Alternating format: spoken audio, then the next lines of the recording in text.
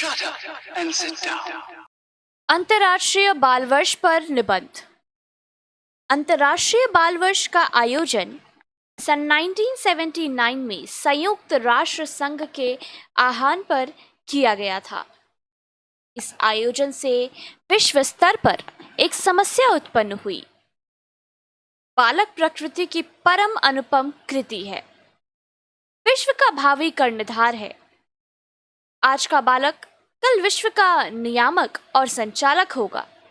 अतः बालक को जितना अधिक सुयोग्य, शक्तिशाली और कर्मठ बनाया जाएगा, वह उसी अनुपात में विश्व की सेवा में सक्षम होगा। बालक का मन मस्तिष्क कोरा कागज है, जिस पर कुछ भी लिखा जा सकता है। बच्चे चाहे जिस वर्ग, जाति, वर्ण, देश के हो, उनमें पारस्परिक सौजन्य और प्रेम होता है। संसार का भातृभाव बालकों में संपूर्ण पारस्परिक सौजन्य और प्रेम होता है। संसार का भातृभाव बालकों में संपूर्ण भक्ति से निहित होता है। विश्व बंधुत्व और मानव प्रेम की भावना जिस मात्रा में बालकों में पाई जाती है, उतनी अन्यत्र दुर्लभ है। बच्चे स्वाभाविक रूप से बिना किसी भेदभाव के आपस में एकीकृत हो जाते हैं। यदि हम बालकों के इस भाव बोध को विकसित और सुरक्षित कर सके, तो विश्व की अनेक समस्याओं का समाधान अपने आप हो जाए। संयुक्त राष्ट्र संघ विश्व का सबसे बड़ा और व्यापक संगठन है। यह एक ऐसी संस्था है जो मात्र युद्ध रोकने और मानव जाति को विनाश से बचाने का ही उद्योग नहीं करती, बल्कि मानव जाति के उत्थान, उसके पिछड़ेपन को दूर करने के संघर्ष, भूखों के पेट भरने का उपाय और मानवीय सभ्यता की रक्षा के भी विविध उपाय करती है। इसी संस्था के तत्वाधान में वर्ष 1979 को अंतर्राष्ट्रीय बाल वर्ष के रूप में मनाने का आयोजन किया गया था। संयुक्त राष्ट्र संघ ने विश्व के सभी देशों का आह्वान किया कि वे अपने अपने देश में बालकों के कल्याण के लिए विविध कार्यक्रम बनाएं और उन्हें क्रियान्वित करें।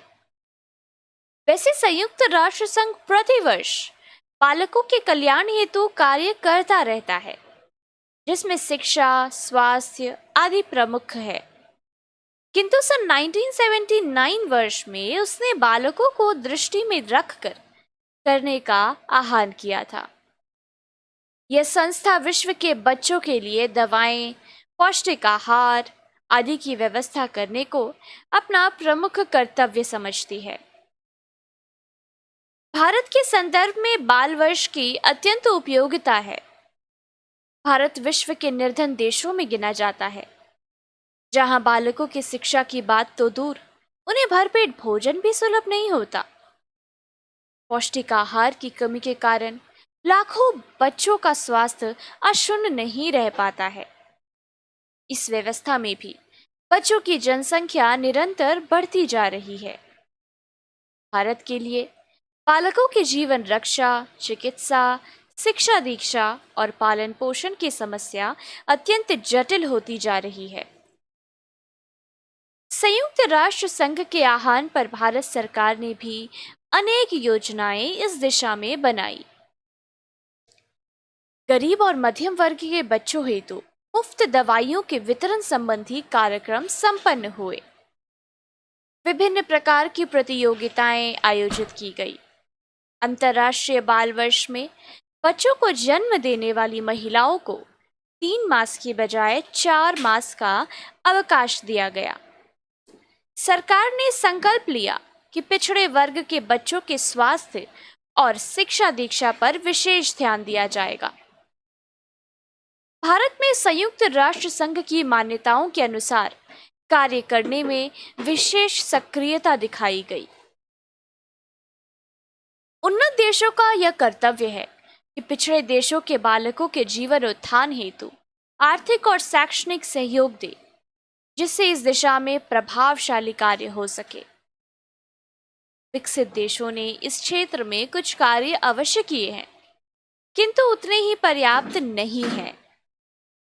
मानवीय भावना को दृष्टि में रखकर विकसित देश पूरी आस्था से कार्य करे और अविकसित देश भी बालकों के कल्याण और उन्नति को प्राथमिकता दे, तभी यह कार्य सही अंजाम पा सकता है।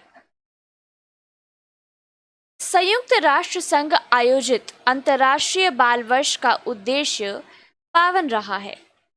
उसे विश्व के बालकों का कल्याण भी हुआ है, लेकिन जितना हुआ वह पर्याप्त नहीं है। यदि विश्व को शांति, सुरक्षा और विकास की ऊंची मंजिल तय करनी है, तो वह बालकों के कल्याण में तन मन धन से अपने को समर्पित कर दे।